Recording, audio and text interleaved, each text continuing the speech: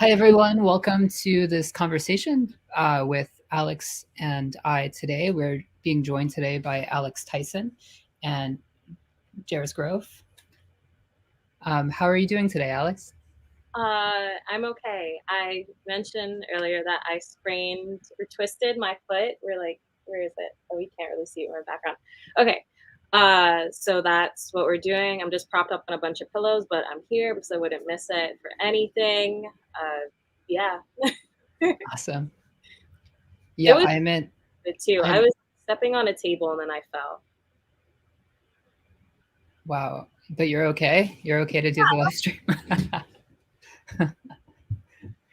Okay, well, we'll send a nurse to you in the middle of the show if you need.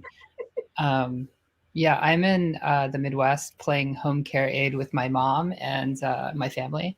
So about to go back to New York. But yeah, I'll see you soon in New York again. So Yeah, we can actually see each other. I just like creepily sat on your doorstep last time because I missed you.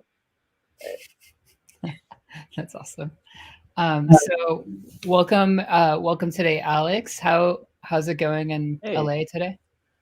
it's going pretty well. It's mild temperature. It's nice. So It looks very dewy where you are right now. yeah, it's perpetually 6 a.m. here. So, yeah. So Awesome. thanks for having me on. I'm really psyched to be here. Oh, thank you Yes. for coming. Should I introduce you? Do we do that? Yeah, let's introduce Alex Tyson for the people that don't know him. Okay. Alex Tyson is an independent filmmaker and artist based in Los Angeles. His work has been screened at international festivals, including Art of the Real, MoMA's Doc Fortnight, and Visions du Rel. He has worked as a cinematographer internationally, including in the US, Brazil, China, South Pacific, Europe, and Central Africa, and has contributed to Oscar nominated and Emmy winning documentaries, which are distributed widely. Sounds very impressive. It does.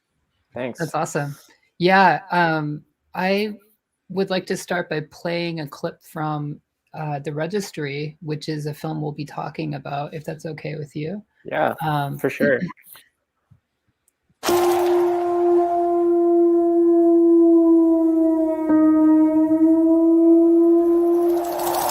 We don't typically, like I said, invest early on, but what would you be looking for from us? So let me tell you a little bit more about the process, and then maybe that actually answers the question for you. Thank you for calling Historic Images. How may I direct your call? Hi. I believe you're selling one of my photos from Vietnam on your eBay store. Okay.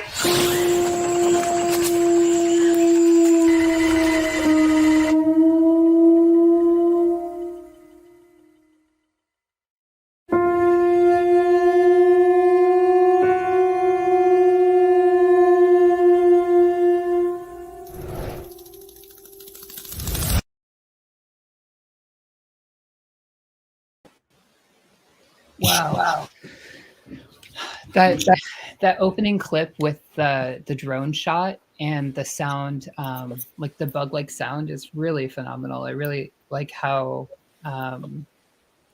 it does a really good job of capturing the film, how it goes in between these jarring scenes and these banal or kind of peaceful scenes, and then it tends to go towards this more intellectual, meta, avant-garde kind of critique of the documentary industry as well. But can you tell us about your process and creating this film, and what brought you to making a film about the documentary industry? Sure. Yeah. Thanks for saying that. Yeah, the Registry, it started out as a completely different project. It actually started out on the other end of things. It was around the time of Jamal Khashoggi, him being assassinated. there was a report of the people that were carrying that out, and there was a report about them listening to music as they were doing it. And so when I read that, it kind of felt like there was like a flip of reality and like Hollywood movie making and a real like horror scene, a real horror, an act of horror. So I kind of wanted to go in and research the use of music in horror films and kind of like relate that to that event. But it kind of just spiraled completely out of there. And some of the footage in the film, it actually is what you would say documentary or like real, almost like wildlife photography. And that almost has like a horror element. So it kind of just snowballed into something very new. And I've never worked with like actors or doing fiction at all. So it was kind of my first stab at working with actors and writing a framework for people to improvise and act with like an outline. So yeah, there's like a lot of threads in the movie, particularly like commenting on the process of pitching documentaries, which is something I've experienced with. And also, yeah, I don't know. You'd have to watch the movie. There's probably like 4 or 5 different threads that are seemingly not related, but they are related in the film itself.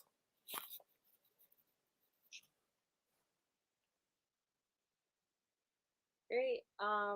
Yeah, I was really interested in watching a documentary about what you call or frame as the documentary industrial complex. Mhm. This idea of segments of real life being commodified, and maybe that's something that you can speak a little bit more about, particularly in this film that's related to ideas of war and conflict.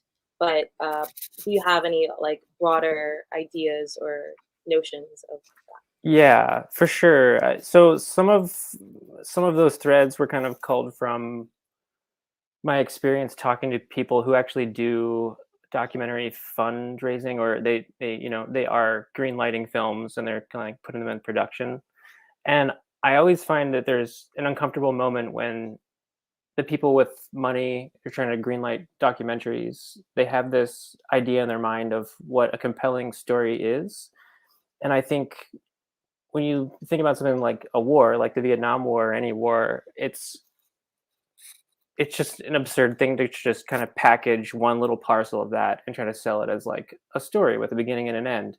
I mean, you can do it. People do it all the time, but there's something very strange about the documentary world, and that cinema is kind of overlapping in some ways with journalism, in some ways with history, and it's really an industry that just packages things to be entertaining.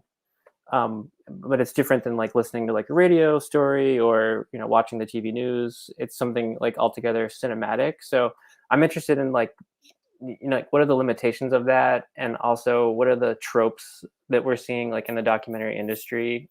How far can you push it, sort of thing.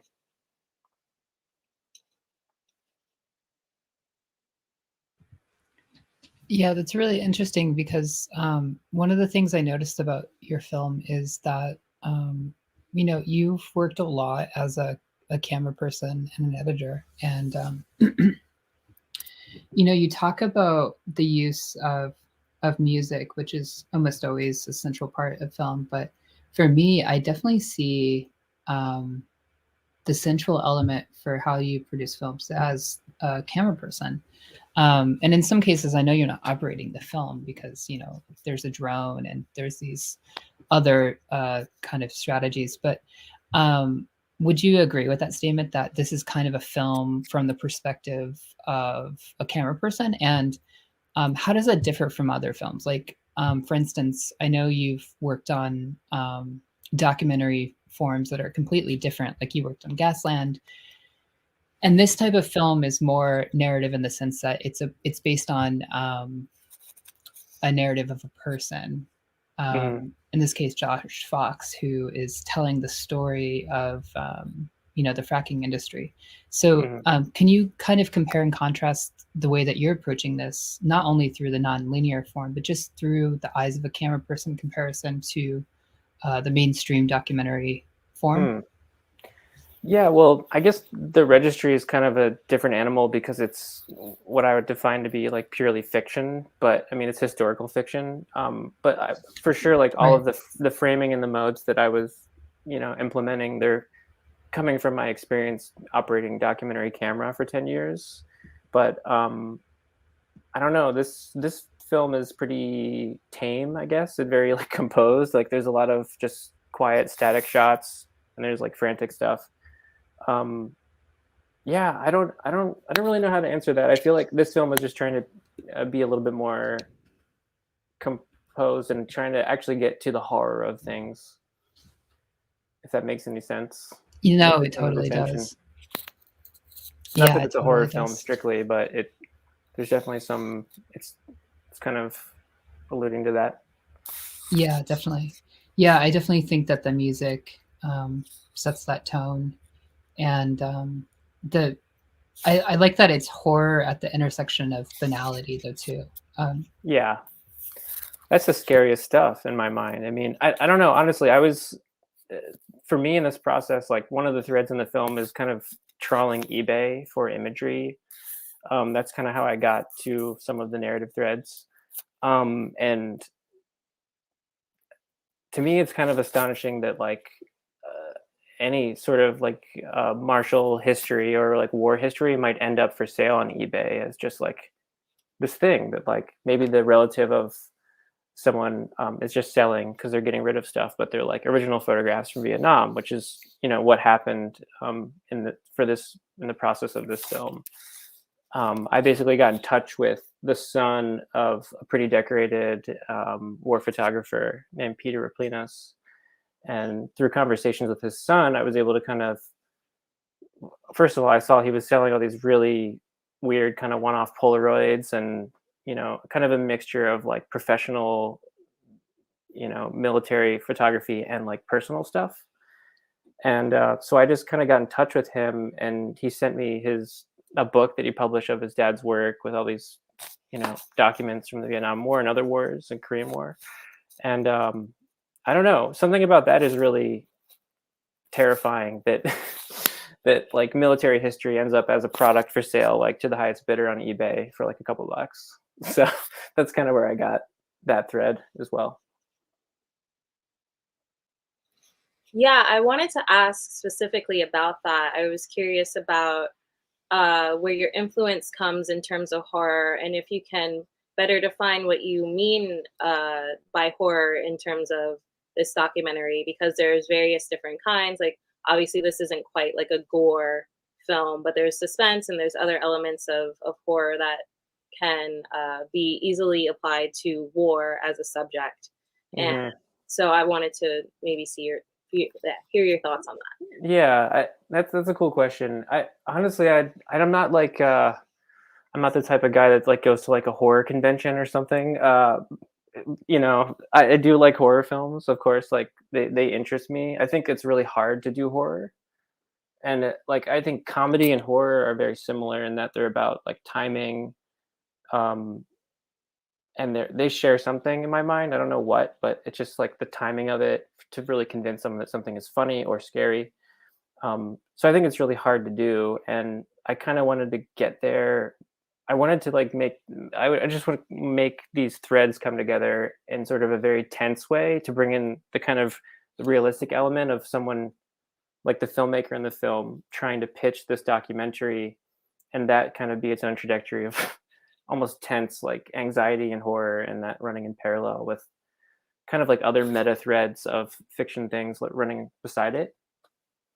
So yeah, I don't know if I achieved it, but I think it was pretty tense making the film. Like all the actors were really great, and just trusting, there were certain guardrails we put up for things, but everyone was really gung-ho about it, making it happen. Yeah, it's kind of like a psychological thriller combined with Yeah. like this element of like, anxiety and banality. And so I think that one of your kind of like one of the main things you were talking about when we had a conversation was about kind of the ways that the real in documentaries contrive not just through the commodification of your life, but like really just like building this narrative. And I think that's really well captured in this clip that I want to play. Cool. We want to take risks. We just don't necessarily want to create an opportunity or a circumstance where we fail instantly. Mm-hmm. Sure. We don't want to drop people off the edge of the world and leave them. I know I'm coming off as, the Stanford academic guy that doesn't even want to tell a story but says he's a storyteller. That's not who I am. I love a good story. But when we say in the industry or in, the ivory tower of academia like Stanford is, that we're going to tell someone else's story, it makes my skin crawl. Okay. I know we can sell stories. You know we can sell stories. You have sold great stories and you have told great stories. But no matter how many dollars we put behind it or how many degrees we put behind it, we would be not telling their story. We would be casting them to act in a story that we write. And I don't think you want to play that role. Right. You want to see something real. And we do too. I mean. Okay. Oh my God, I love David Chun. Yes. He's the perfect person to play that role because he really can,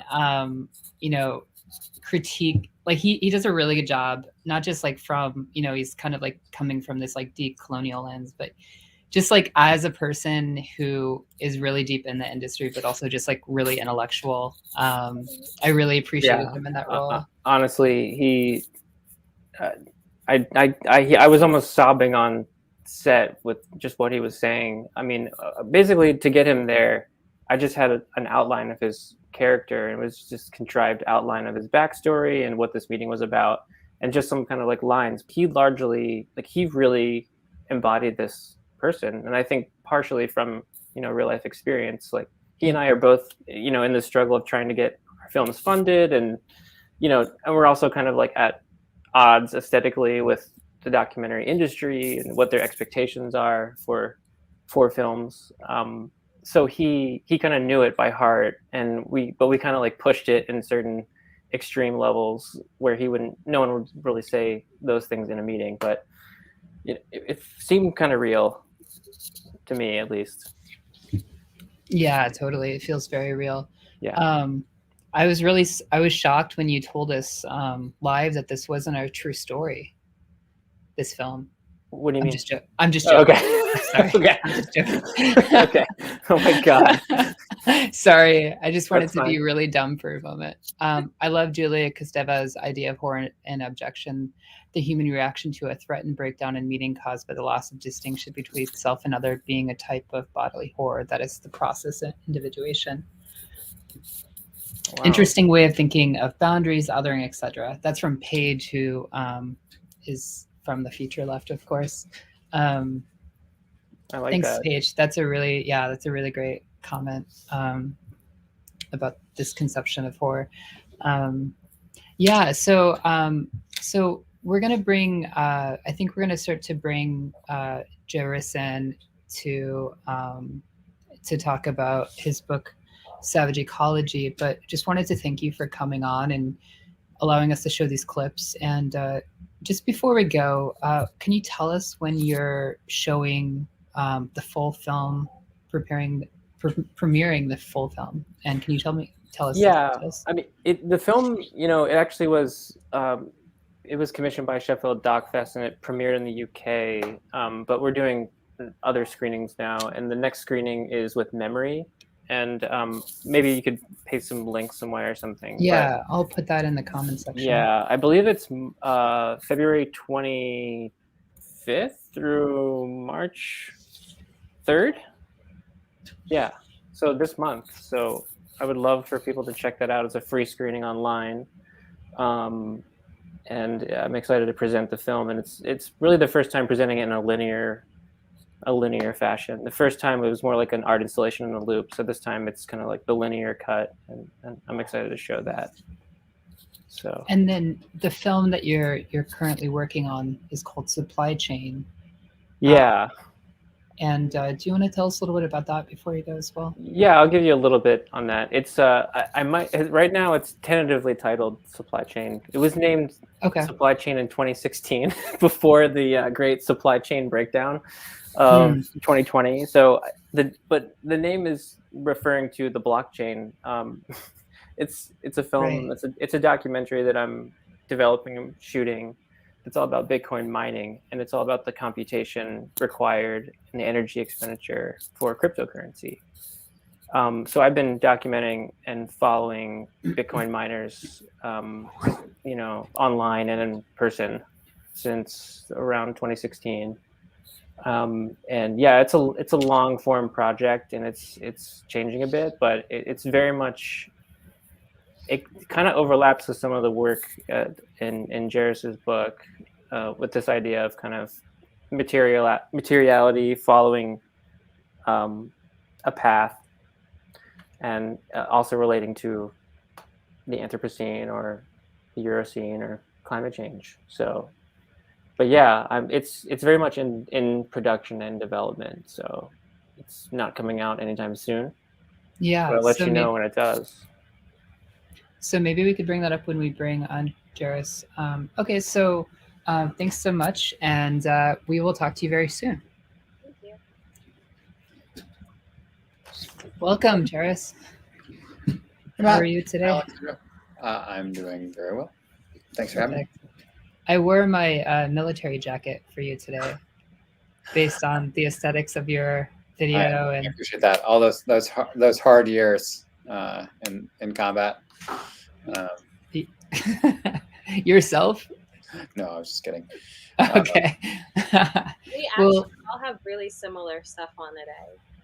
It is. It's very muted tones today. I feel like we're, reminds me of that great episode of Buffy where they've gone back in time, or in this other alternate reality, and vampires are like running things, so people don't wear bright colors anymore because they're afraid to draw attention to themselves.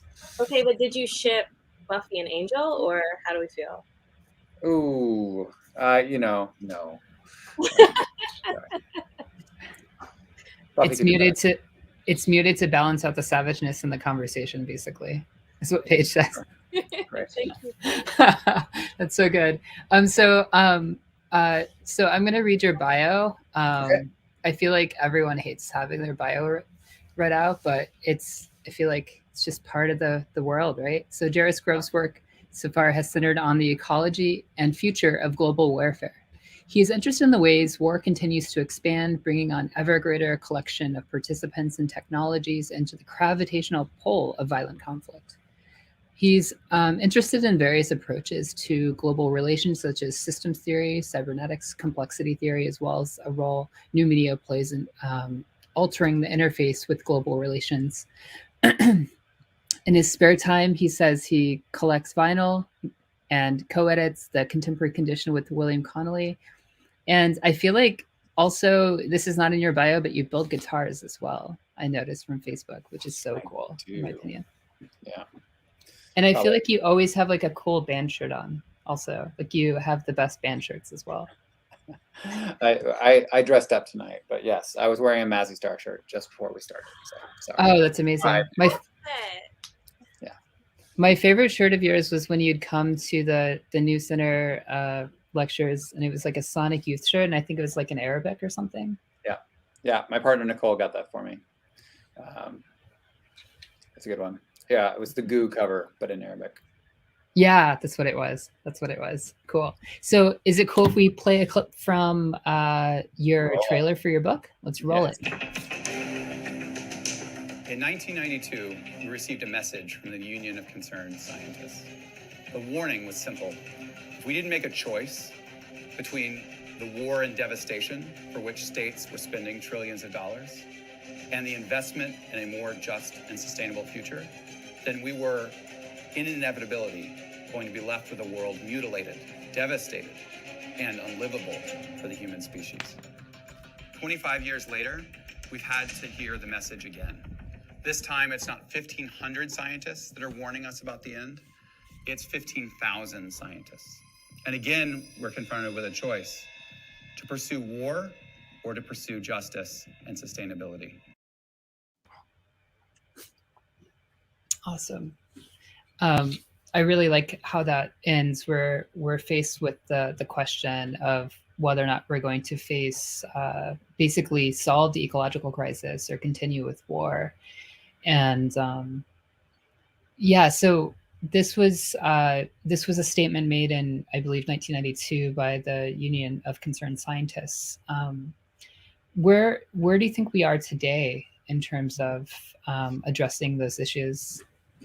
Gosh, yeah, no. So the original statement was from '92, and then they repeated it again in 2010, and I think significantly worse off than we were before. So, I mean, we definitely have not made any progress on a couple of fronts. I mean, one is, maybe Biden kind of got the Kyoto protocols back on the agenda, but no one's really talking about significant deep cuts. I think for lots of reasons, China is not going to make changes unless it has other sources of energy which are cost competitive. So yeah, I mean, from like a climate change perspective, we're not really making headway.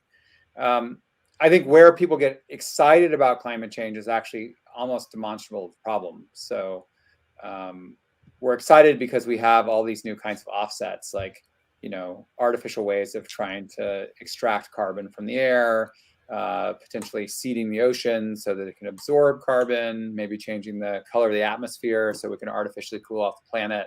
And when you're going for like Hail Mary pass type solutions to a problem that's that systemic, it says something about like a level of desperation. And I think about like, that's also happening at exactly the same time when we're like, oh, yay, the Kyoto protocols are back on. We all agree with things. And the United States is on the verge of a war with Russia. Everybody's looking to see if their response to Russia will mean that China takes Taiwan, right? Like we're like in a kind of geopolitical situation which looks a lot more like the world before World War II than it looks like this supposedly post-Cold War world we were supposed to be enjoying at this point. So not much good news on that front, I think. So let me play this next clip because you talk in this third clip actually about the role that technology plays. And what you're addressing in your last point, I think, is touching on this. We live in an age of the tyranny of techno-optimists. It seems as if the eject button for global catastrophe is to ride a Tesla all the way to Mars. Elon Musk's vision, Peter Thiel's vision, these visions of a planet in which we can either upload our consciousness to global data banks circling the planet, or in which we can find new ways to expand beyond our imagination on the surface of Mars, don't represent an alternative to the catastrophe, to the Eurocene. They represent its terminal velocity, that cruelty can exceed the limits of planetary systems, can exceed the limits of capital's contradiction. What's most telling, and I think most dangerous, is who they're willing to sacrifice in order to do it. Imagine a world of automation, not just of labor, not just of military, but an automation of both, where we are no longer needed as citizens precisely because we're not needed for work or for war. This is the vision which now comes to be seen as the good news.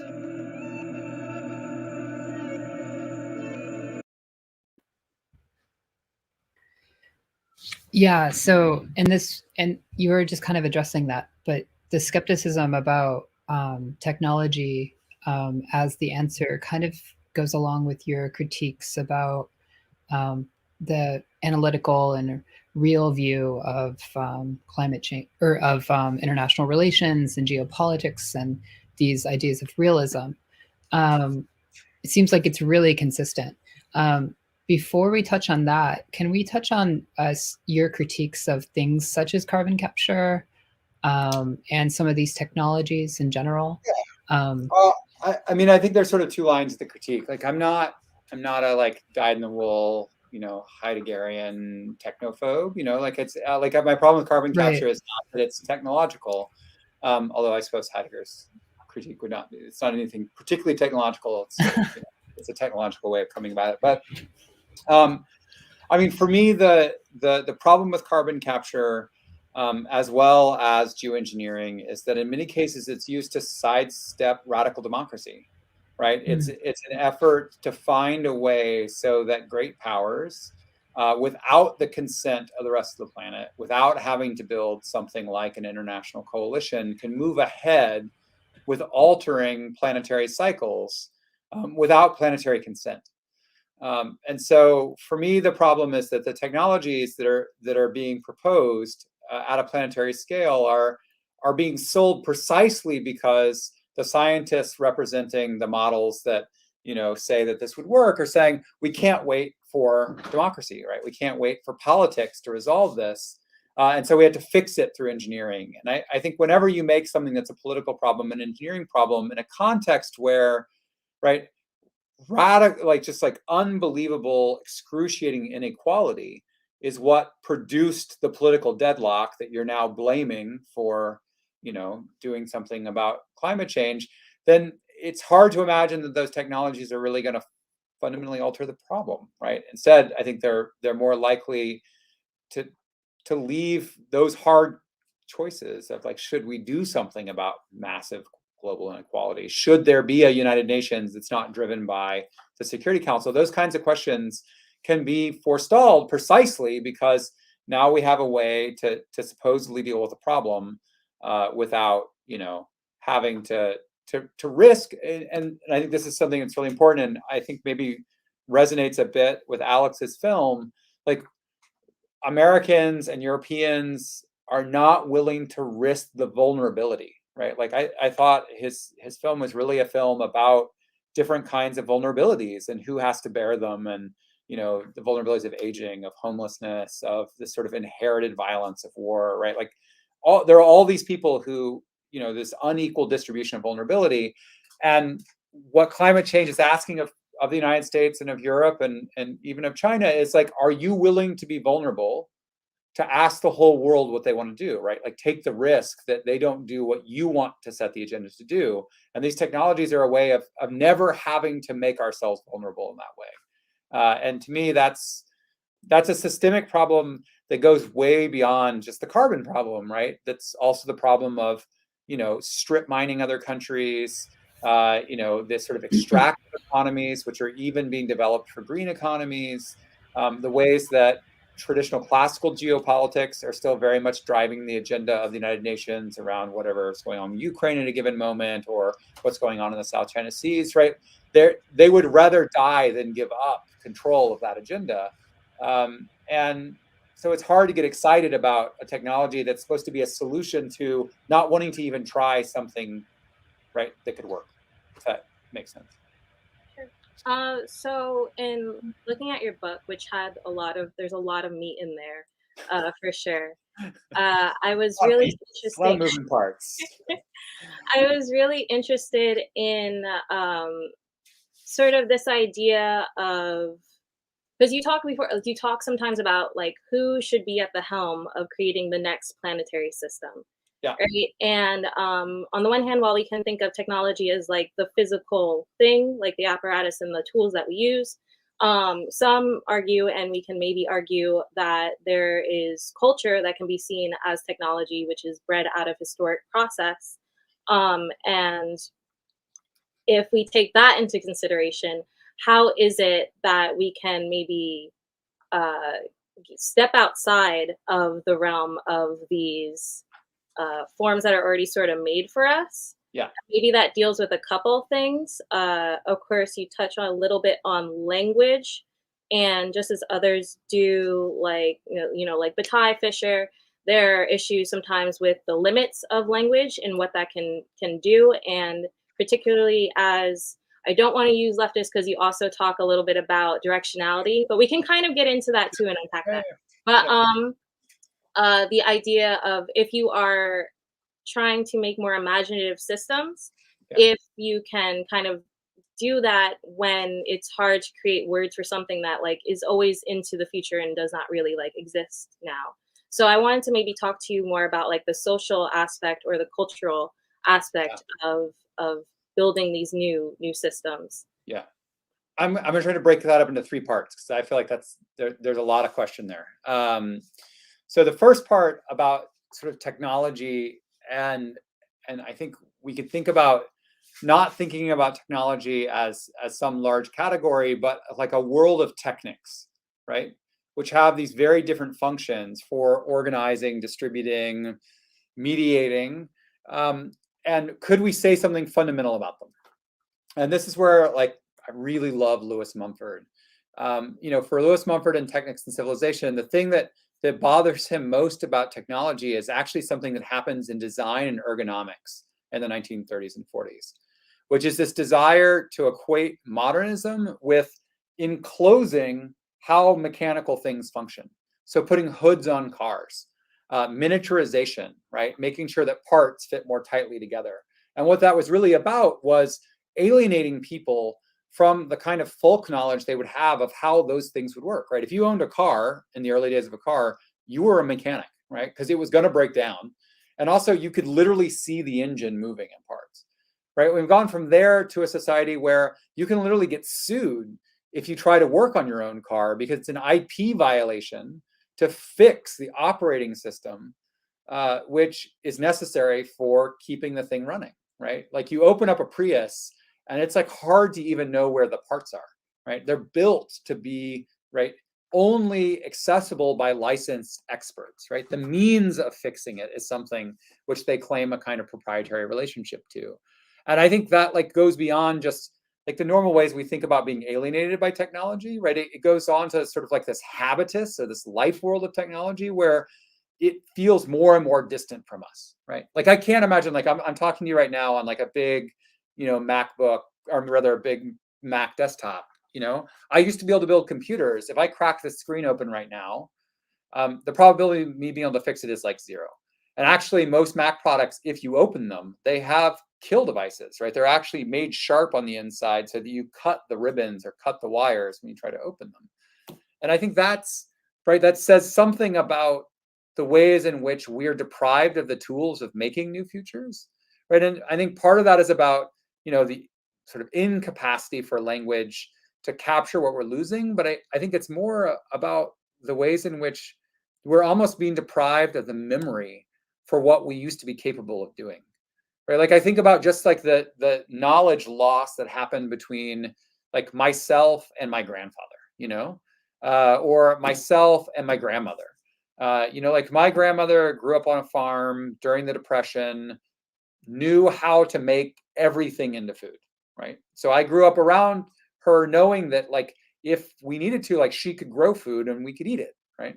And it sounds like a very simple thing, but like just very basic things on like when you put seeds in the ground, or what can grow in a particular place, or what the dirt should taste like if something's going to grow in that particular place. Like those aren't things you read in books. Those are the kinds of things that you just like, you inhabit a place and that place tells you something about what's possible.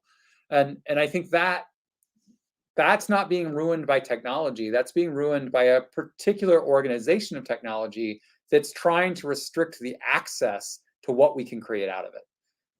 And I think that's a democracy governance question. It's not a high tech, low tech question, if that makes sense. That's really interesting. I find this tension in your work too, between like the types of critiques that we see with people like Naomi Klein, who's very critical of geoengineering and is making arguments for, basically a Green New Deal, but also at the same time making the argument that we really can only trust some kind of movement to back these changes because the technocratic thinking and the technocratic system and these kinds of critiques I hear you making will not come forth with that, But I also know that there's a critique in there about this idea of liberatory politics. We hear this a lot with the techniques that are employed by left accelerationists, for instance. Can you talk a little bit about that tension for us? And how we could resolve that, or how you see that moving forward? I might reframe it a little bit and say that I think the tension is between a kind of politics of hope more than liberation, because I think there is a long tradition of of liberatory politics which didn't see the future as the site of liberation, but saw the struggle as liberation itself, right? So the organization and the movement and the solidarity and the collectivity was its own ends. And so it wasn't dependent upon a form of deliverance to find a form of deliberation or a form of liberation. Like I think we can see that in Essay on Liberation by Herbert Marcuse, right? In Marcuse, what he's talking about as liberation is a kind of eros or erotics of technology and creation, right? A kind of artistic intervention in life where the intervention itself would be the thing that would be revolutionary, right? Because it would disconnect sort of that relationship between like pleasure and commodity, and we instead have this relationship between joy and creation, right? And for him, that was like all the difference in the world. Like, was that going to save the planet? I don't know. It certainly would probably mean we wouldn't like sit around like crying our eyes out because like the next object we needed from the supply chain didn't arrive on time, and it certainly wouldn't lead to a kind of culture of despair if like we found out, oh gosh, those crazy carbon capture systems just not capturing enough carbon, right? Because they're not a relationship of representation, and I mean that as political representation, where the carbon capture machine represents our desire and enacts it on our behalf, and we sort of watch it.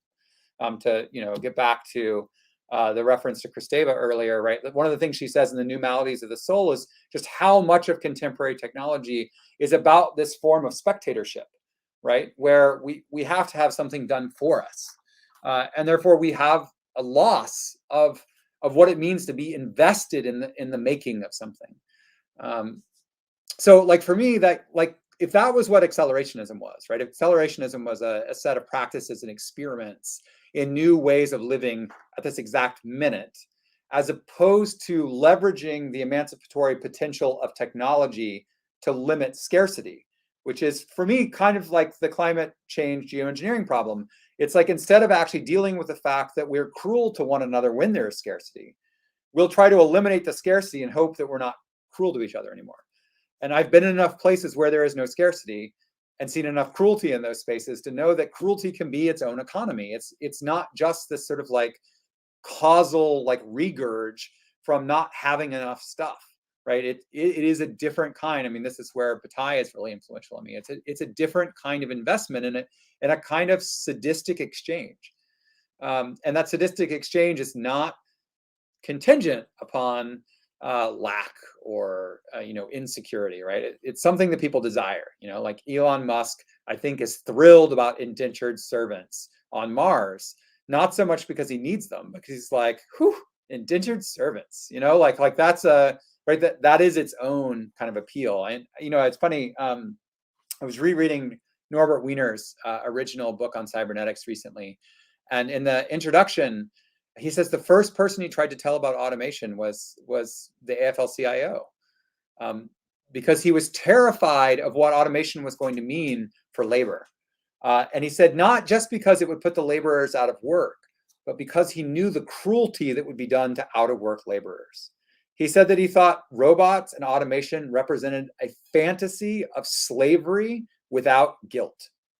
But that, of course, that slavery without guilt would be used to immiserate all of those people who wouldn't be necessary anymore. And I think, like, that's a fascinating warning in 1948. And I think that's like a warning we probably need to take pretty seriously now. And I think, unfortunately, when people hear things like the Green New Deal, or they hear about a kind of technologically driven accelerationism, as opposed to the kind of like Sophie or Helen Hester-esque sort of like xenofeminist, like experimentation right now kind of accelerationism, then that's exactly what it does. It sort of forestalls that confrontation with this other economy, which actually has nothing to do with our technological problems or scarcity or climate change, or, like if we didn't have climate change, I'm sure Elon Musk would invent it,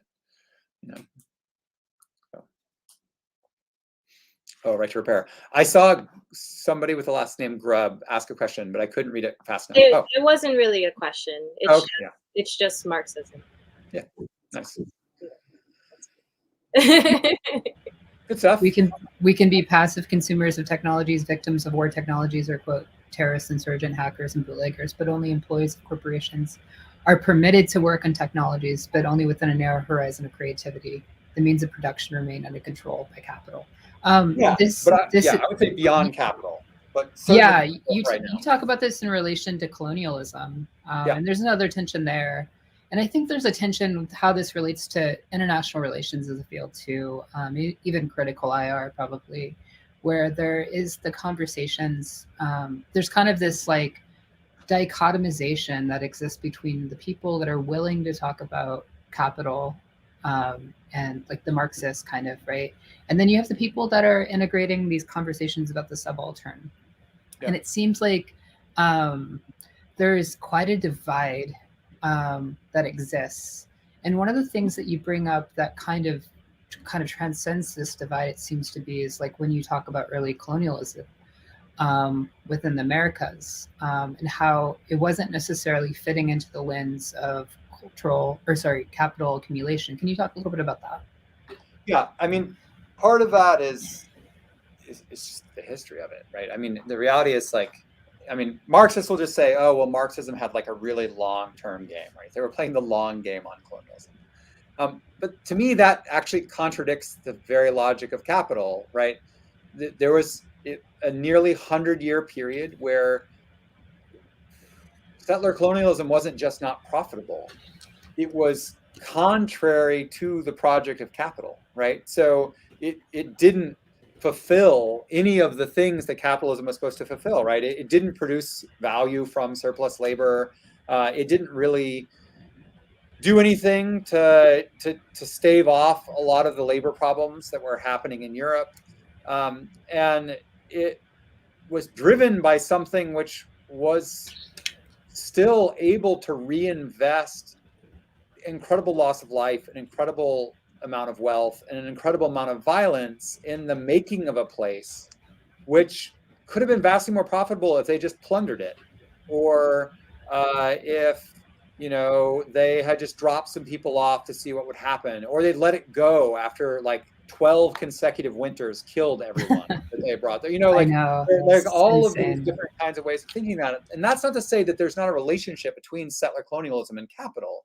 Yeah, it's to say that capitalism does not describe the entire economy, which organizes mass enslavement, right? Like, I mean, slavery is another great example, right? Slavery was never a financially profitable way to use labor to produce wealth.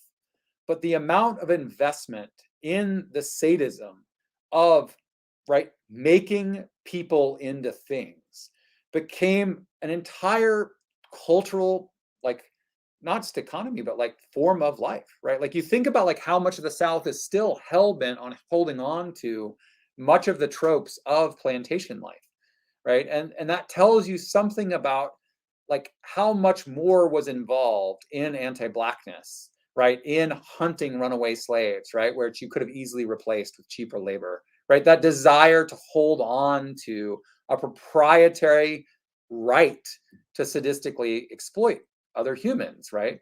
And I think that's that gets lost if we try to just rationalize settler colonialism or just rationalize slavery through a kind of economic model, which certainly is incredibly destructive and is a huge problem. But like I can see being replaced by things which could be worse, right? Like I can imagine the way that like slavery could reemerge under not another kind of growth economy for which capital and the relationship between value and labor are not the kind of internal workings of it. But like the idea. Oh, go ahead, Alex. Sorry. I was going to say, is it really that? Like, I don't know if I ever really separate them too much, like capital accumulation and say like, particularly like Black slavery and slavery in that sense, because it feels like it's just like a predecessor of accumulation of symbols of wealth, or like being able to show sort of symbols of wealth, in a sense. So maybe like I don't go as like full tilt bataille as maybe you, but I feel like I don't know. I think like maybe there's some people are sometimes maybe a little unfair in how they read Marx, and that I feel like they can like limit it to literally just talking about economics in a very like strict sense. when even then, like maybe Engels a little bit more, but both of them sort of picked up on the idea that like, no, there are some that like say, oh, I want to wear nice clothes because it symbolizes a certain class or something like that. There was something else I wanted to say, but it escapes me right now. So there we go. No, I mean, absolutely. I mean, the entire theory of commodity fetishism suggests that there is something extra, right, in the kind of semiotics of wealth, which can reinvest a social connection or commitment from, you know, into the economy. I think for me, it's not so much that we have to like dismiss Marx. It's that if we hold too tightly to a Marxist understanding of those phenomena, it becomes difficult for us to understand what other kinds of economic organizations might be replacing capital, which are not good. And what I mean by that is that both Marxism and free market capitalism give us a sense that there's a kind of safety net, right? So Marxism gives us a sort of sense that there's some inherent contradiction between, say, for instance, let's say Marx's reading of machines, right, and the fragments on machines, right? This assumption that automation could never really displace labor because the sunk cost of the machines and their rate of decay and the cost of repair means that we'll never sort of get outside, right? You can't extract more value out of something because it costs exactly as much as it costs.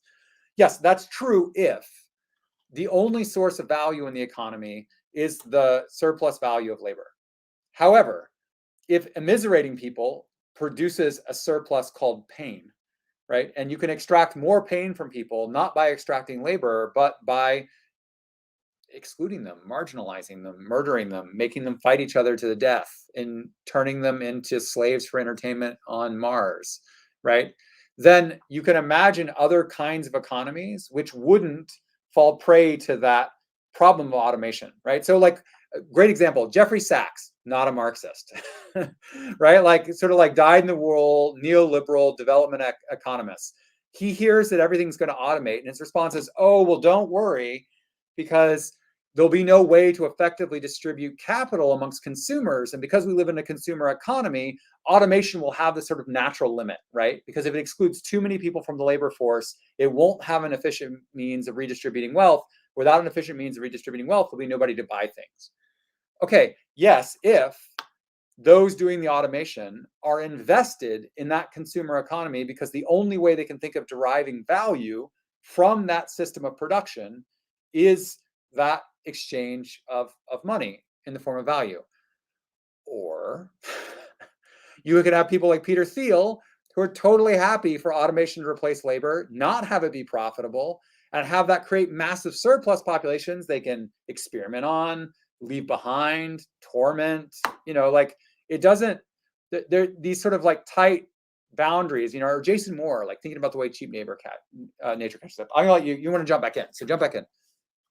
Keep going, finish, wrap it up. Yeah. No, not wrap it up. I'm sorry. No, just the Marx side is also interesting. So like the capitalists, funny enough, right now are all leaning on Marx, hoping Marx is right. And that like labor is going to save us from automation because we need labor. And the Marxists are all leaning on like capitalism to think that scarcity is actually going to make a difference to the contradictions of capital. So people like Jason Moore, who rightly so are saying, right, that we relied on this notion of cheap nature. And because of constraint, because of, in some sense, not the abundance that Marx talked about, but the kind of resource scarcity that somebody like Thomas Malthus and then Adam Smith assumed, right, that's going to save us, right? Because the real cost of nature loss will kick in and that will sort of exceed capital's ability to absorb it. And I'm like looking around the room going, no, that's why they're going to Mars, right? Like they have no problem burning the earth out and starting over, even if like the first 100 years of settler colonialism, it's a debacle, right? Like even if it's not able to produce wealth. And whatever that desire, that urge is, exceeds like something like social alienation or like the other ways in which we think about social antagonism reproducing itself in Marx. So, okay, there's a lot there. Obviously, we got to jump in. I don't completely disagree, but at the same time, we disagree and agree in different ways in that, for one, I do critique Marx, but maybe not in that sense. Like, so that's why I kind of use the idea, or started off the idea of like whiteness as technology, or like totalizing force, or whatever, because if you go at that angle, which is something you kind of also talk about, not in terms of technology, but whiteness as a category is being kind of like amorphous and this sort of blob that sort of changes throughout history, then you can kind of pair that maybe easily with the idea of Black subjects, or that type of slavery, as being a form of human capital. And I don't necessarily disagree with the idea that like uh, different symbols of things can be important to people other than just like pure accumulation or profit.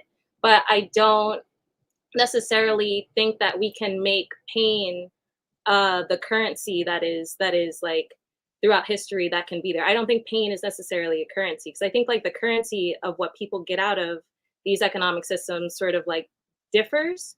And I think that what we can make is sort of totalizing instead is processes, which is weird to say, but like in one of your interviews or whatever, you talk about like the distinction between left and right in terms of like traditional politics, and that being kind of like limiting and stuff like that.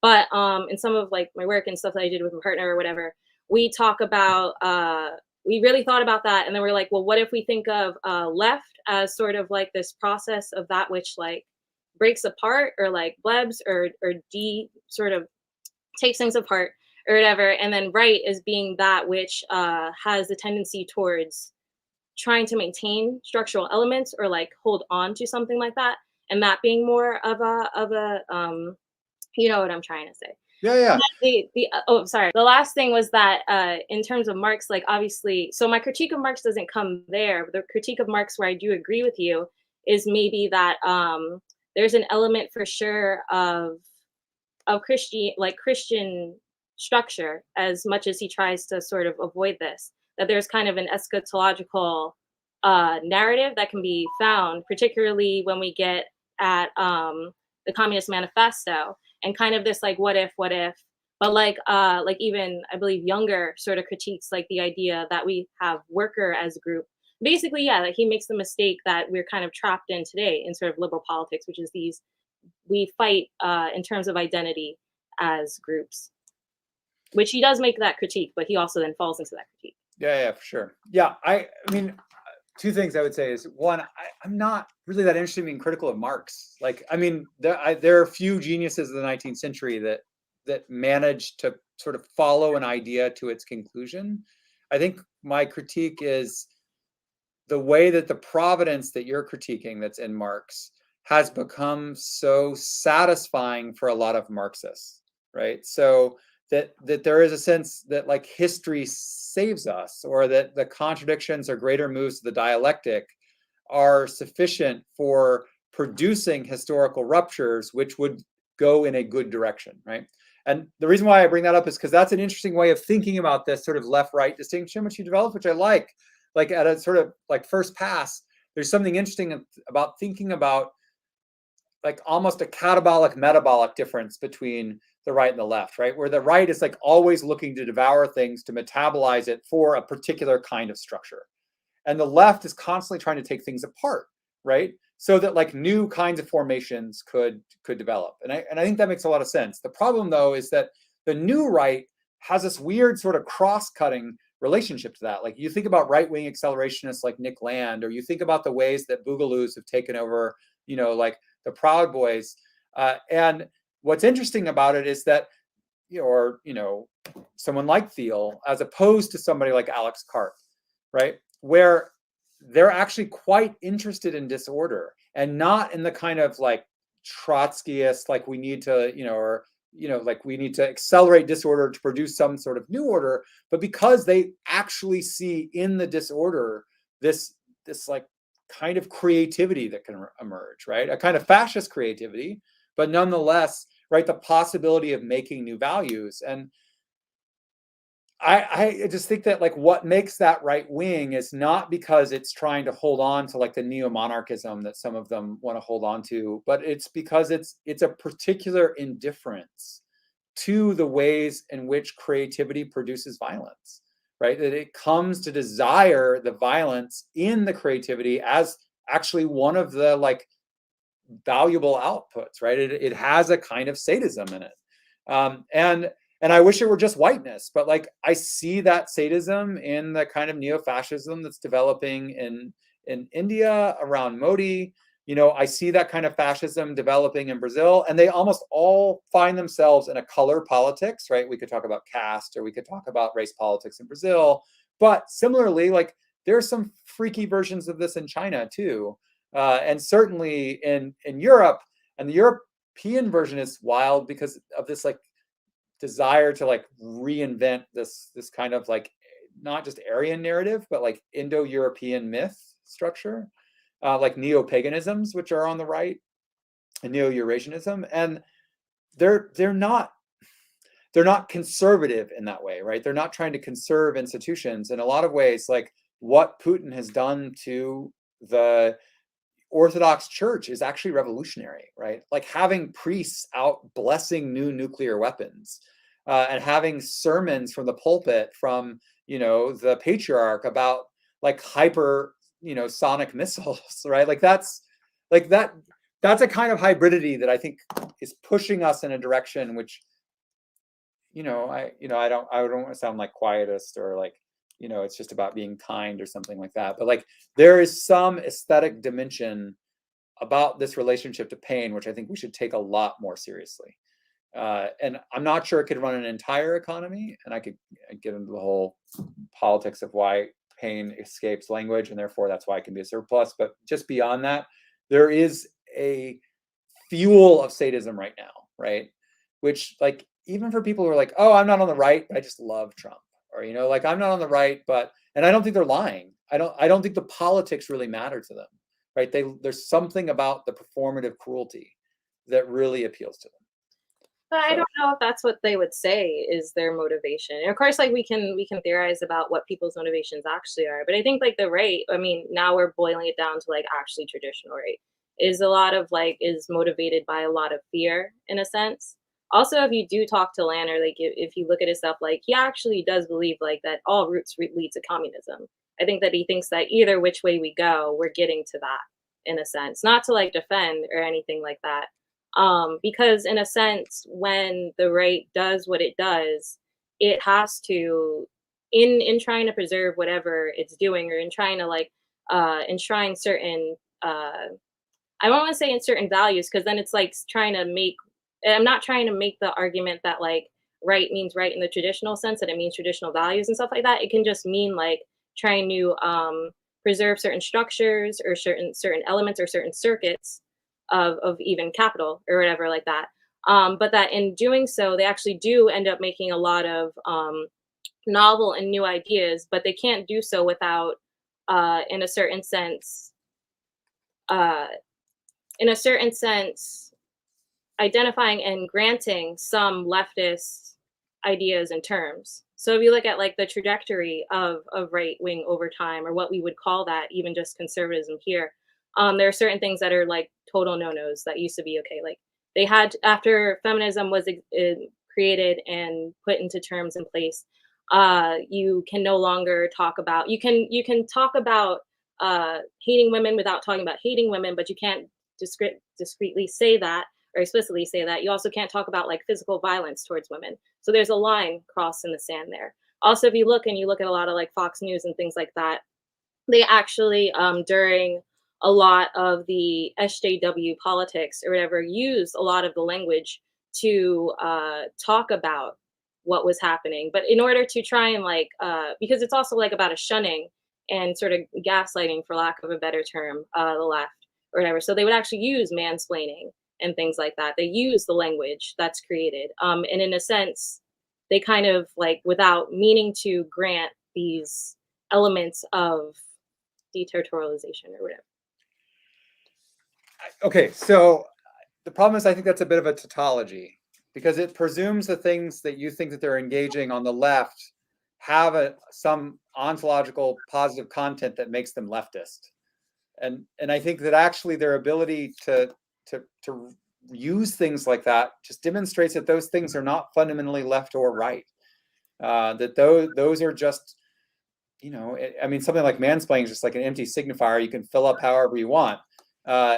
and when it comes to like engaging in Leninism, right, a kind of vanguard-driven, like revolutionary project, it just proves that those aren't things that the left had a monopoly on. So saying that they stole things from the left or they acknowledge things from the left, it doesn't really work unless there's some substantialist explanation of what made it leftist, and I think that's missing a bit there. I don't think there's nothing weird about the right using identity politics in a totally vicious, nasty way, not because the identity politics of indigenous struggles is the same as the the identity politics of whiteness at the level of their political content, but because of course it is at the level of their structure, right? To organize what it means to be a particular person around a particular form of life and a particular set of values, and to say that that is opposed to another is identity politics formally. The reason why someone like I prefer Idle No More to, the Ku Klux Klan is not because one is identity politics in a good way and one's identity politics in a bad way. It's because the politics of that identity politics is bad and the politics of that identity politics is good, right, for me. And that good and bad difference isn't left or right. It's because, Idle No More is fighting for people to all get fed and to not like spoil the air we breathe and trying to develop some other economy besides extractivism. And I could just as easily imagine them having to fight the left on those questions as I can imagine them fighting the right. And the proof of that for me is that like every indigenous group who ever had to fight the Soviet Union, right, had to fight those kinds of extractive economies against a command and control economy, which was fundamentally Marxist, right? I'm not saying that all Marxism is Stalinism, but in terms of the way that it understood the relationship between resources and wealth, right? And in a way that's very Engels, like incredibly, incredibly Engels, even more than it is Marx. And so the left-right there distinction doesn't matter very much to me, because what I'm curious of is like, what kind of world is a particular political identity matrix trying to make? And the white version of it, it is explicitly violent towards women all the time, right? Like, sure, but at the same time, it is in a sense, but at the same time, it is explicitly violent in a certain sense, but at the same time, there's a progression over time that sort of like takes in other critiques that are made of it. So the way in which like a lot of, when feminism was created or something like that, a lot of anti-feminists were actually women and campaign women that, while toting all these ideas for family values and stuff like that, themselves are far away from their families and things like that. That's like a more modern creation that's not always seen in the history of all politics. It's seen like in the more recent history of politics. So even in form, they kind of like do have to sort of give some leeways. But of course, like I'm not talking in terms of right and left, strictly in terms of like the political sense that we're doing, as an example. Yeah, you would have to establish what left and right mean in a way that isn't just about where the lines and the divisions are. Because I think what that is has changed significantly over time, and not exactly in those ways. I mean, the Republican Party has been not so conservative in the past. Right, like even its relationship to capital has changed substantially in the last 20 years. What I don't think has changed is its investment in like war. And by war, I don't mean war in the geopolitical sense, but I mean like being at war with a particular kind of social order, right? It's been willing to use monetarist policies of the kind of Milton Friedman variety. It's been willing to use sort of Keynesian approaches through, right, like war economies under Ronald Reagan in California, and then when he became president. It's been willing to use these sort of like sabotage the state from the inside, as somebody like Jacob Hacker would describe, efforts to actually reduce the state through state incompetence. Like it's marshaled so many different ideological maneuvers, which could have just as easily and have been used by the left in the past. And the difference always seems to be where they point it, not how they do it. So I think I would want to think about the object. Well, the object is the Enlightenment. What's that? The target is the Enlightenment. I'm sorry, for whom? The target of, I guess, the like, Yeah, of right processes. So, like, if you're even talking about your Europa and Eurasia and stuff like that, if you look at Dugin, he's like explicitly anti-liberal, anti-labor. And a lot of like Mulbug and Land, they sort of cite the issue at the Enlightenment, and a lot of them want to go back to sort of like Whig politics or things like that. If we're talking like specifically about like on the ground, right? True of Lamb, but not Moldbug. Moldbug comes out of a community at Claremont and Yale that's like obsessed with a classicist revival that happens during the Enlightenment. It's just part of the conservative Enlightenment and not part of the radical Enlightenment, right? It's the the Burke side of things and not the Spinoza side. It's the Locke side rather than the Diderot side. So I don't know that. I'm not sure I'd put those together, but yes, Dugin certainly anti-Enlightenment.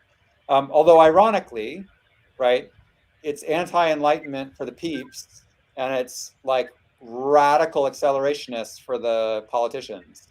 And Dugin like has no problem walking both those lines at the same time, right? So it's like hyper singularitarian, like live forever, neo-Eurasianism at the top, and it's get back to your roots, join the church, go Schmidt triad, land, people, and place at the bottom. So I don't know. There's some tension there that I think you'd have to work out a bit to persuade me. Before, so I'm going to wrap this up, and before we move to bring in Alex, I just wanted to bring up the work that you just released. If you can tell us a little bit about that. I believe it is called Geopolitics, the Geotechnics. Is that correct? Yeah. Can you tell us where you're going with that? And you're also releasing a new book as well coming. I don't know when, but you're also working on a new book. COVID time. Yeah. Antoine Bousquet and I are working on a book on called Between Oblivion and Forever, A Critique of Nuclear Reason, which is about the sort of first generation of nuclear thinkers. The premise of the book is that, it's, as all books should, proving Einstein was an idiot. So, Einstein has this famous phrase where he says that, nuclear weapons changed everything except for the way that we think. And the irony about that is that almost all of the original inventors of the bomb, as well as those who developed strategies around the bomb, were deeply philosophical and deeply committed to the idea that both nuclear power and nuclear bombs presented a transformational species opportunity, right? Like to massively accelerate evolution, to wipe out the race problem in the United States as one of the things, right? Actually, the decision to target each other's cities instead of targeting each other's militaries was because the United States believed that in that exchange, the U.S. would come out ahead because it had moved all its best, brightest, and whitest to suburbs and towns like Bakersfield, and that they had concentrated Black communities in urban areas, whereas Russia had concentrated its scientists and its industrial centers in the same place. And so even exchange would mean the United States came out ahead. So it tries to track what we think of as like a significant philosophical movement that took place mostly behind classified doors, but was deeply influenced by thinkers that we would think of as philosophers, Heidegger, James,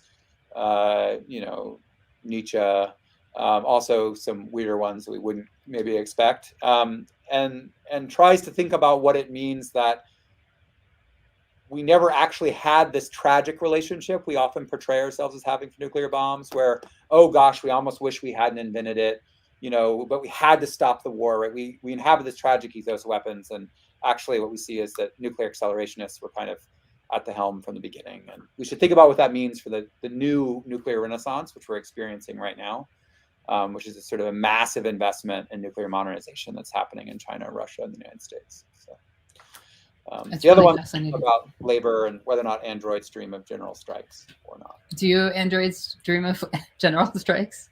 I hope so, but only if, like all good labor organizers, they're organized. And are the androids left or right? Well, that becomes the question. We'll have to see. Yeah. Okay, cool. Well, thanks for filling us in on that. We'll drop your links as well. I think I have those right here as well. I'm gonna drop that in the chat, and then we'll bring. Yeah, we're bringing. Well, no, you're staying, right? We're bringing Alex. You're just. Yeah, we're gonna bring in Alex. Did I misspeak? I'm sorry if I misspoke. You're like, hi. So Alexandra and I had to like rework the history of the left in half an hour. So we only went over a little bit. You know, we covered like 100 years in 17 minutes. Yeah, that's pretty good. I was about to get some popcorn for that. I was like, this is going deep. I don't know how we're going to spiral out of this. Before we get in, I just wanted to introduce a quote that in part motivated my interest to bring Alex Tyson and Jairus Grove together. So it's a quote from Jairus's book, Savage Ecology, where there's this new concept that I haven't heard of called transrealism. And he says, the world is real, but not easily apparent. There is a world as such, but no way of encountering it that is not. As Stanley Cavell says, an interpretation. All encounters are a sinuous process of labor with the world, not before the world or after it. Therefore, to fight to see it, think, and feel things as they requires an affirmative sense of genre. CNN is a genre, security reports are a genre, terror alert levels are a genre, Chomsky-esque truth-telling is a genre. Although all of these are inured to or prime for as a common sense reality, sometimes we need wilder genres like horror or sci-fi or speculation so that we have the capability to see past what Rudy Rucker calls consensus reality and to the weirder worlds of brain implant experiments. Can you break this down for us a little bit, Jairus, and like this idea of how, in a way, what you're saying is genre is a form of reality. Is that correct, or how would you? Yeah. Okay. So in philosophy, we tend to have two kinds of folks, right? If we're going to be super simplistic, right? We have people who are on the representational side, which think that the world is fundamentally inaccessible and we live in a world of representation. And those who are on the naive materialist side who think that everything is sort of rump materialism and the stuff is just apparent there. Well, what if it's neither of those things?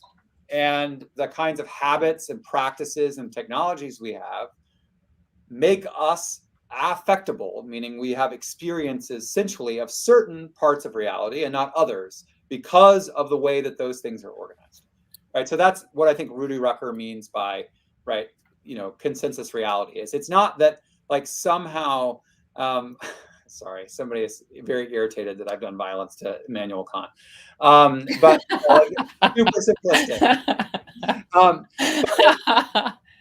The assumption is that genre is only something we think of as like a textual phenomena or a representational phenomena rather than like a lived experience, right? That there are material constraints which are produced to produce certain kinds of sensual experiences. So, you know, there's a reason why freeways were built to concretize red lines which had been established to divide races. And there are reasons why there are exits in particular places, so you never drive by certain neighborhoods, right? That produces a representational genre of reality for a suburban commuter, which is a genre, right? They think of their life as happening at 65 miles an hour, listening to their favorite podcast, right? They think of getting off the exit to like pick up, you know, a McMuffin through a drive-through, but they never see the places that they cross, right? That's a very different genre than living like on the south side of Chicago, and there literally isn't an L stop, right? There's only a metro stop, and the metro stop goes by like 6 blocks, so but nobody can get on it. And so your life is one on foot, right? And on foot, you see homeless folks, and you see crime take place, and you deal with intimidation from police, and you encounter the world in a radically different way. And so the idea is that these aren't just genres of literary practices or genres of cinematic practices, but that life is a kind of genre practice. And I think that's, I don't know, I thought Rucker's version of that was really powerful because I think, you know, artists have always known that. That's why they do art, right? Because they're intervening in those things all the time. But policymakers and the people who read IR tend to think, oh, well, the artists get to play in the representational world and we do the real things in the materialist world. But, you know, we're only affected by aesthetics when we like watch things, not when we do things. So I was trying to sandwich those together a bit. Yeah, I think I remember from your lectures that I attended that one of the things that, wow, we just lost like 100 people. It's because one my of the things, that's butchered taunt for everybody. Oh, it's everyone's bedtime. I think it's everyone's bedtime all of a sudden or something. Bedtime, okay. But no, I remember in one of the courses that I took with you when we were talking about geopolitics, one of the things that I thought you said was that, you know, we tend to think about the world in this analytical way, basically, and that we know that war is terrible. We know that geopolitics is terrible. We know that torture, and that was the focus of the course, is torture, is really terrible. But the thing is that we don't talk about these things in the correct genre almost. If you put these conversations into the horror genre, you start to really understand that that the world is actually more horrific than horror films, I think is what you said. Is that close enough, or would you correct me? Or like to talk about Alex's movie, you know, what borders on horror in the film isn't because we're shown monsters or because we're actually shown explicit images of violence.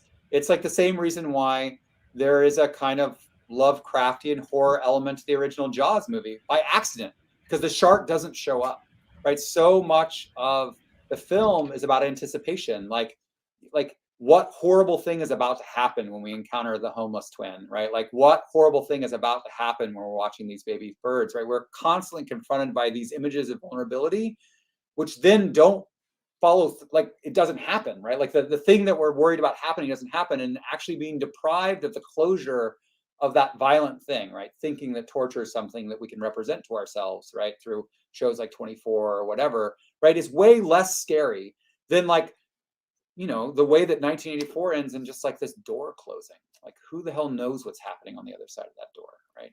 You know, so like those kinds of moments, I think, you know, they produce the affects which sort of easy representation thinks it's doing by being more accurate. But by being more accurate, it's giving us more of the kind of representational like prosthetics to protect ourselves from the thing that we don't really want to experience, because we can, right, we can manage it through the almost the explicitness of its representation. It's so apparent, it's so real, right, that we can have a distance from it. And it's, and you know, in some ways it's like the difference between fear and anxiety, right? We have a way to respond to something that's right in front of us.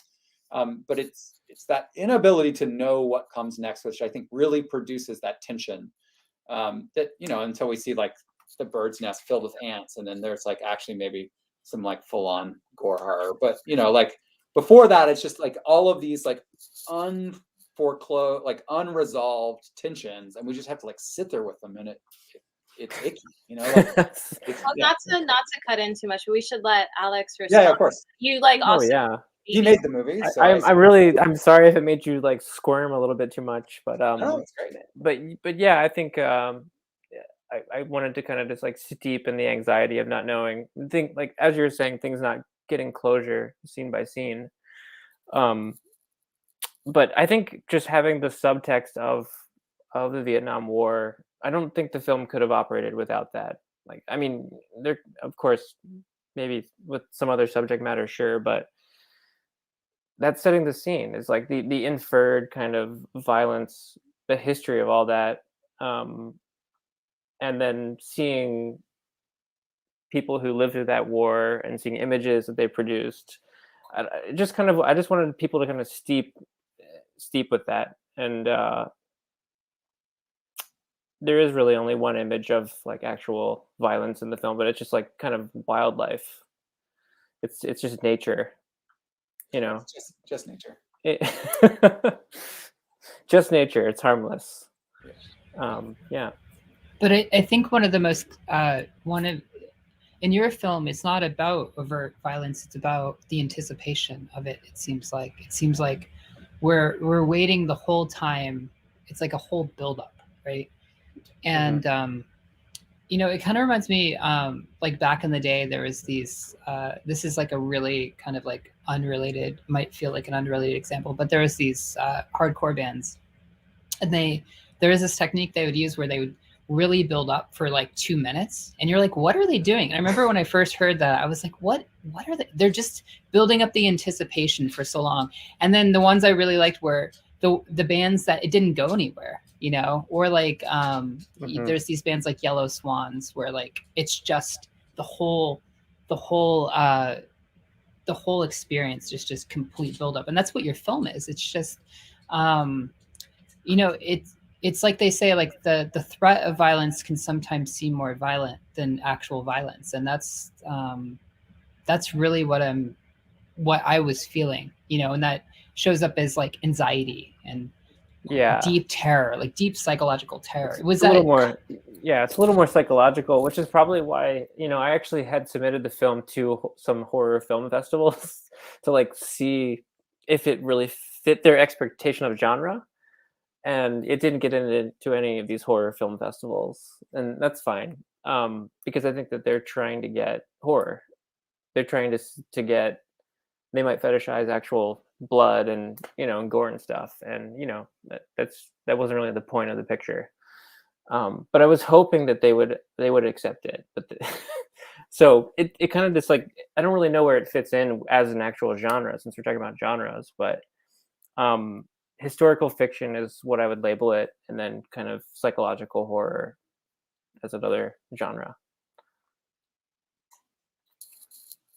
Yeah, I feel like it should get into horror films just for having twins, right?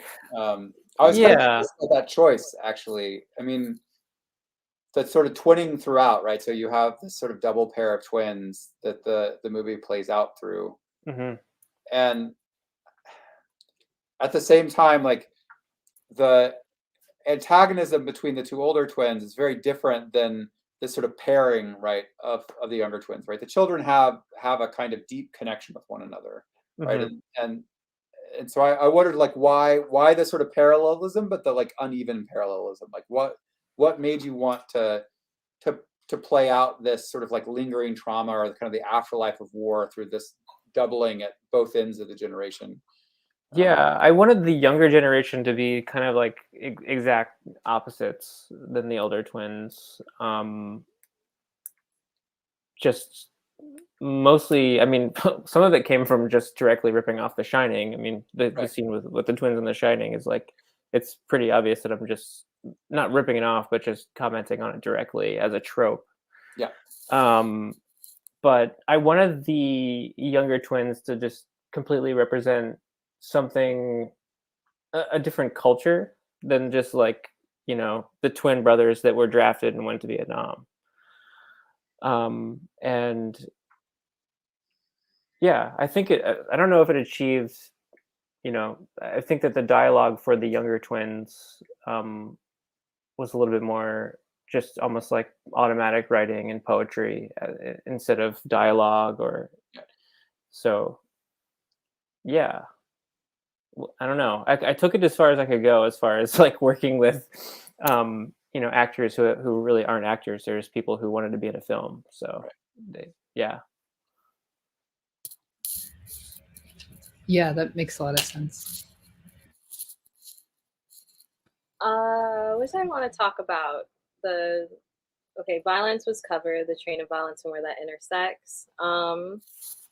Wanted to talk about a little bit more, Alex, on your more recent work on crypto. Like this idea of, I guess, talking about the physical items that tend to produce these things that then go up into digital space. And maybe see what Jairus thinks of that in terms of, because crypto mining is a big tax on our environment. And yeah. Sure. So yeah, well, I began that project in 2016, and it was kind of just me following, picking up on some cultural trends of these kind of like smaller scale entrepreneurs who are buying all these computers. And in buying these computers, and me following them, I was kind of charting this trajectory of hardware and software and people using them as financial instruments.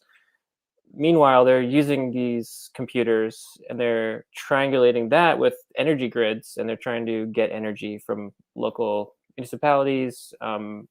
So it's very much a global phenomenon that has different implications depending on the country, what you're looking at, and it changes every week. It's pretty insane. Like when I first started documenting what was going on, it really wasn't big in America. And then around 2018, it really boomed in America, especially in places with cheap hydroelectricity. So crypto mining is like just a really interesting accelerator for materials and energy systems, and also politics and like local governance. And it's really case by case. Like right now, the Wild West is for crypto mining is happening in Texas, where there's a lot of fracking.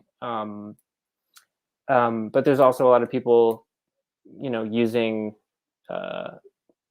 renewables or hydro to mine. So it's I don't know. I'm fascinated by it just on a material level. I'm just kind of tracing it back through using computers to create currency. But it's again, it is concerning how much energy, in particular, Bitcoin is using. So yeah, but it definitely there are some threads that are kind of evident in your book, Savage Ecology, Jairus.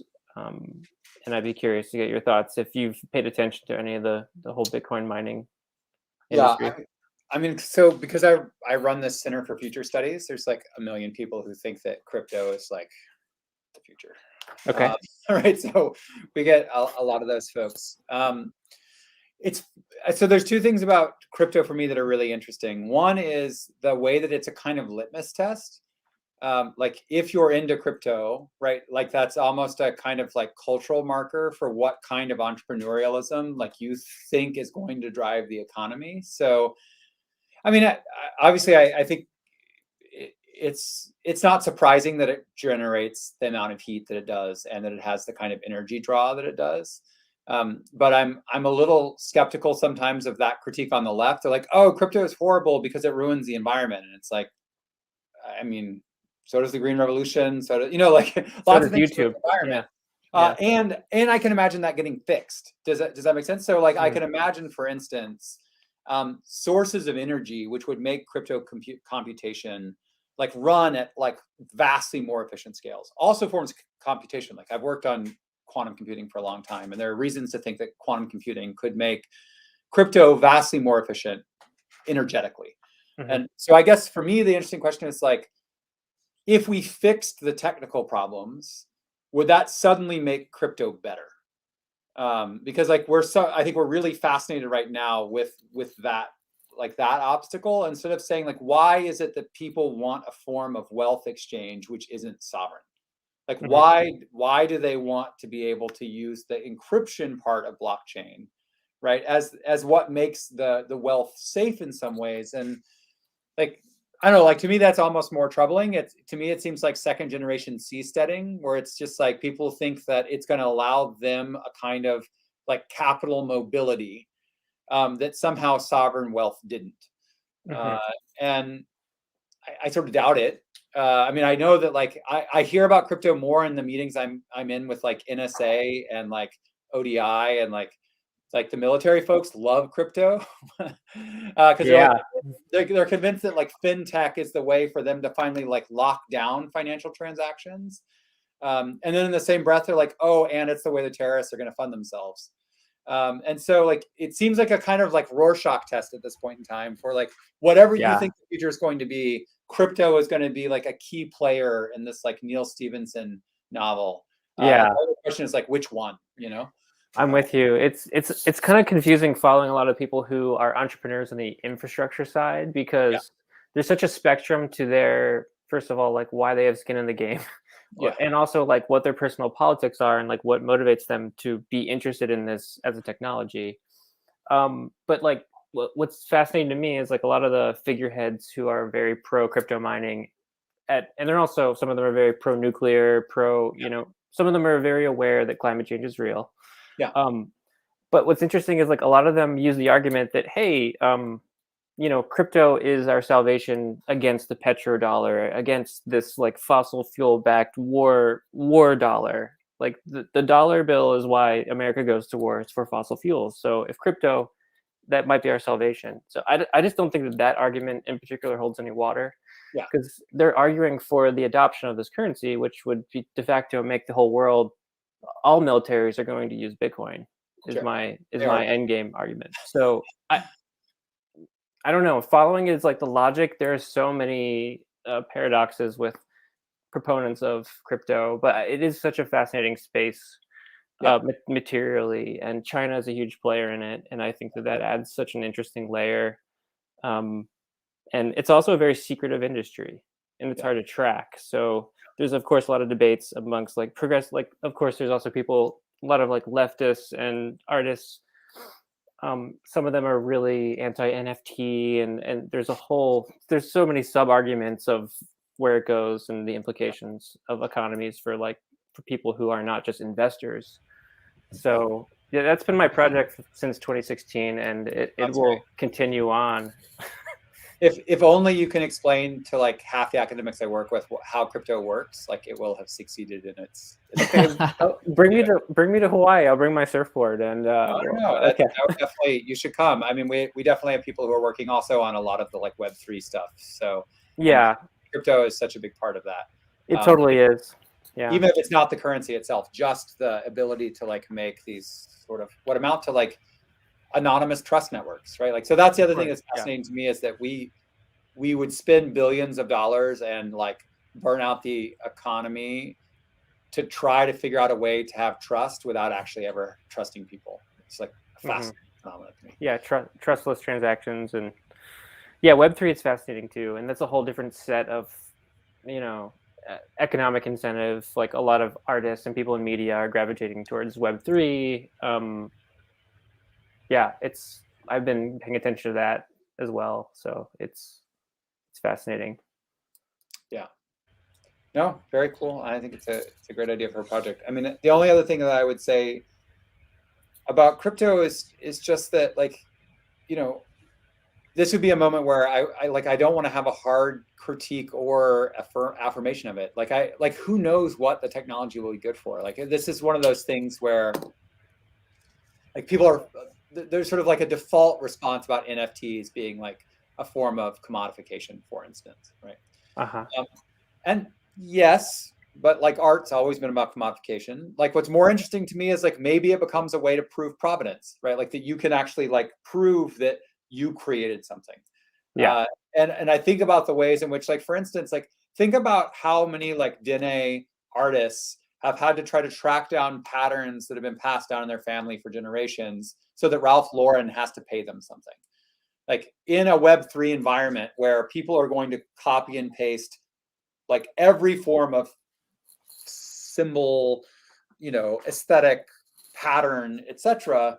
Like it may not be a bad thing that you would have a means for having a kind of like boot or lockbox on who was the first person to enter that pattern into the world, right? Like I can imagine ways in which like that makes IP or copyright like vastly more accessible to people who would never have lawyers or other things. But yeah, I've been following I think that we're just at the inception of IP actually interfacing with smart contracts. It's not even really out there yet. Yeah. And it once that actually kicks into gear, it's an accelerator. Yeah. And it really can go into interesting and dangerous places with just like an onslaught of microtransactions, and everything is financialized. Yeah.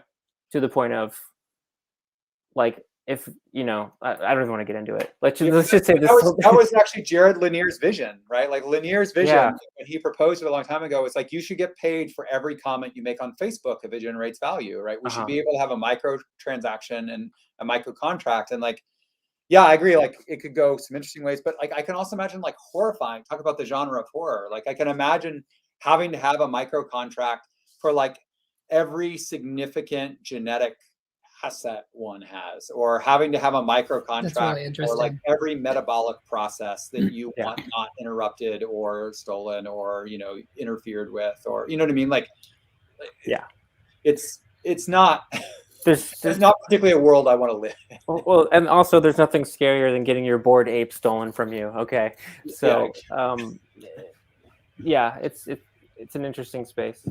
I also wonder, like, to come back to this idea of like global homogeny, that you talk about a lot, Jairus. If we look at cryptocurrencies, and a lot of it is the currencies themselves are kind of like a hedge on the typical stock market. And when you look at how that affects the global South, like it creates a lot of precarity for the economies, and basically would hit them a lot harder. But it seems like if we went to a non-sovereign coin, that there could be some new versions of underexploitation. I think you kind of keep on going back to this idea of underexploitation after automation. Yeah, and I'm just wondering if cryptocurrency could in itself could create some kind of like economic factors in the global South, or just like in the world, as if, and we're talking in a speculative space, right? If it could present that issue, if you guys see that potentially coming up, where basically one economic coin homogenizes the world, which combined with automation could then be some kind of exploiting factor, as opposed to a liberatory non-sovereign factor, if that makes sense. Yeah, I mean, it's hard to know how those things go, but like we do have some historical examples of this, right? So like the whole microcredit movement, right? Yeah, micro lending, which really tried to give access to debt.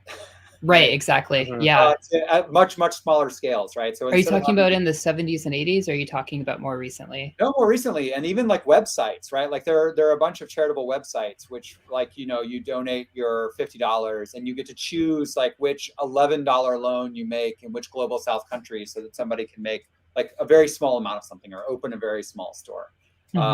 Kava, right? There's called a Kava, or yeah, I know you're talking about. There's a bunch of them. There are a bunch of sites that are like micro lending sites, which tried to democratize the micro lending process, which was innovated by the Grammarian Bank in the 70s and 80s. But it still just produces debt, right. And it still functions off a model where, unless the industry that you've chosen, even if it's an industry in somebody's house or it's a tiny little store, unless it produces surplus, right? Unless it produces profit, it can't get out of the debt cycle that you've helped create. And it's just like, it's just one hair's breadth away from the bottom billion, right? Which is that concept that gets developed where like the reason why we're having a falling rate of profit is because we're not profiting enough off poor people. So like if we can have a $1 satchel of shampoo, right, we can make more money than if we only sell $10 bottles of shampoo, because there's this whole bottom billion that can access, right, a $1 satchel of shampoo.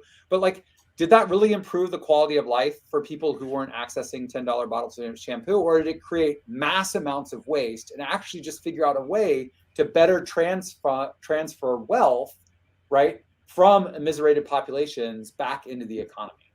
Right. And so, I think it could go either way. Like the reality is that there's also nothing intrinsic in crypto, which if we, yes, got rid of a petro-based dollar, like that would be massively disruptive. So maybe that disruption could produce something cool, but it might not, right? There's just no guarantee. It's happening right now in El Salvador. I don't know if you've been paying attention, but they mandated that payments can be made, I guess, in Bitcoin. Yeah. Which is so funny to me because it's just antithetical to the whole political ideology in the white paper when it was released. Is like the whole white paper was like, there's a stateless sovereign currency.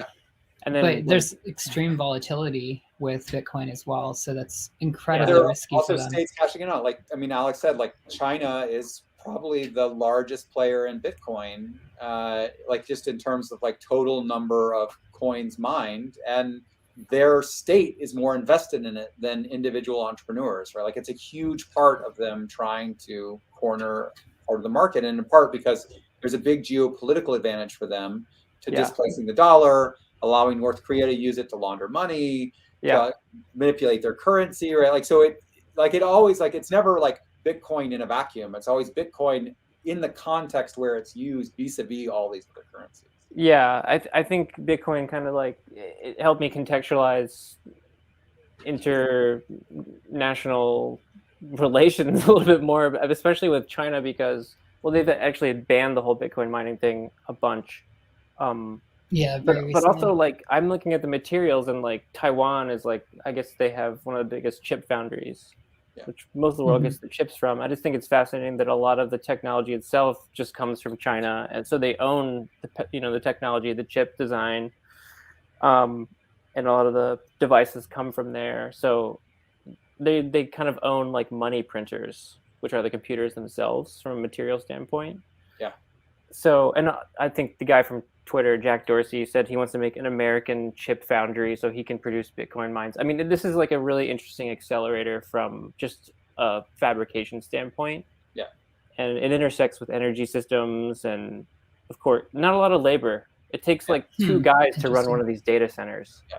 I swear, like, I've met these Bitcoin miners, like, they're very low profile. Like, they have maybe 15 people on their team. Yeah. Are these like the warehouses, like the big Bitcoin they're mining big warehouses? data centers. Yeah. Oh, interesting.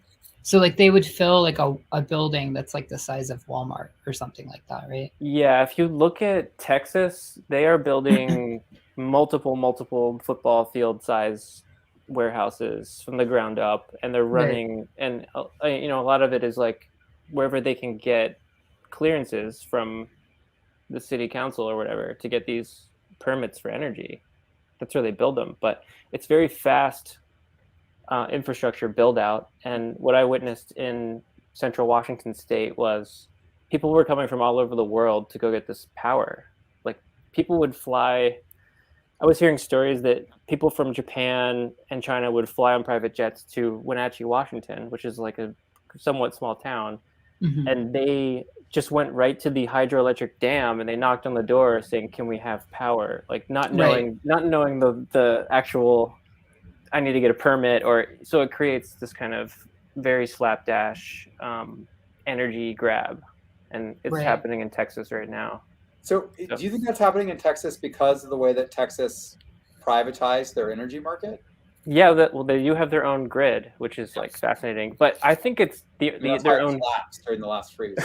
Well, yeah, their own grid wasn't really helpful in the last storm. Yeah. But I think it's not only their grid, but it's also their political openness to Bitcoin. I mean, I believe they're going to be the first state that's going to be a Bitcoin state in the United States. That's my prediction, just following trends of like government, and they have this like, Texas is kind of its own island in America ideologically. I grew up there. I'm aware of this. This is a long narrative for. Okay, so you could be telling the story. Yeah. We might need to go down to Texas, Jairus, and round up some Bitcoin mines. So, totally. It's fascinating. So I think we're gonna wrap up here pretty soon, because we're about at the 2-hour mark. But it's been really nice having you both here. Before we go, did anybody want to make any last comments about any, like, Alex, did you want to say anything about Jairus's book, or Jairus, did you want to say anything about the film as kind of conclusive thoughts? Yeah, I'll just say that I'm about a third way through this book. Started before Omicron, and I'll finish after Omicron. I loved your writing, Jairus, and I love the concept of the book. And I really like that it's heading towards a fiction piece, which I believe is happening within the book, and I think that's really refreshing to read. I don't particularly read a lot of theory, so it's a lot to chew on, but I really, really enjoy it.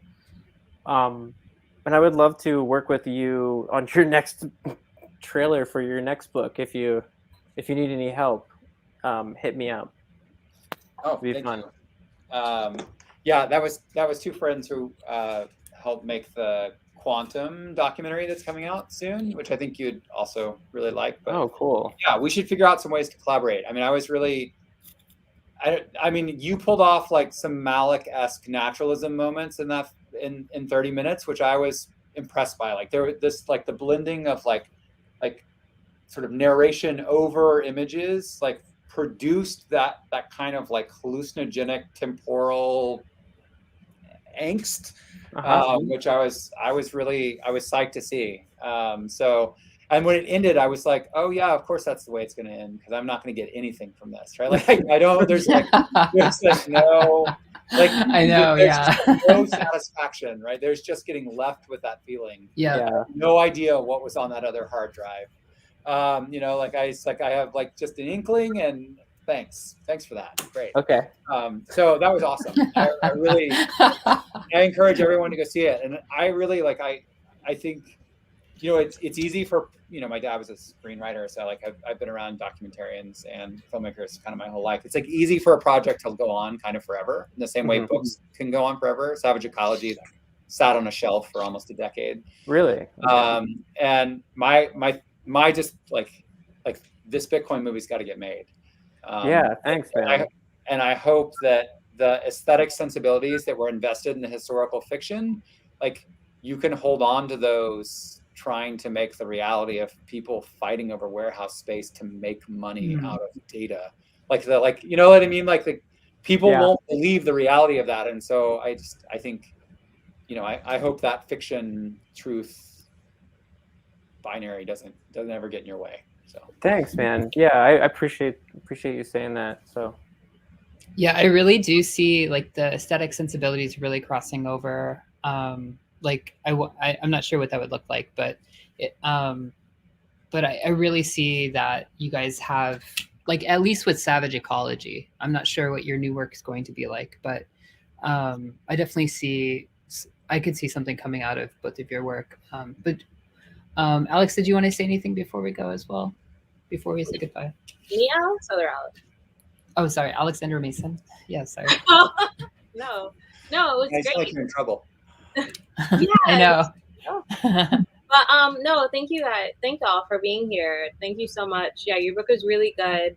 Like I said, really, I want to use dense, but it's got like a lot of references in there that are like really good, and like the way that you situate your argument through like chapter to chapter is really nice. And I feel like everyone should read it in terms of like getting up to date on thinking of climate change in a really like holistic, responsible way. Nice, thank you. Of course. Yeah, we make friendships here, so there we go.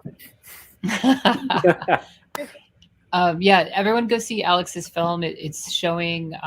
Is it February 27th? What's the date, or 23rd? What was the date? 25th through 25th. Okay. Through Totally March 3rd. Okay. So, got it. But yeah, check out memory.is. And we'll post links as well. Yeah. Jairus, always thank you for being, for me personally, like a huge inspiration. Savage Ecology was probably like one of my favorite books I've read in the past like 5 years. So I'm really excited to read your new article and your new book. And thanks for joining us. It was a huge pleasure to have both of you guys. So thank you. Thanks for having me. Thanks for connecting. Appreciate it. Well, everyone watching, thanks for the 6 people left. Thanks for watching, and have a great night, everyone. Cheers. Yeah. Bye-bye.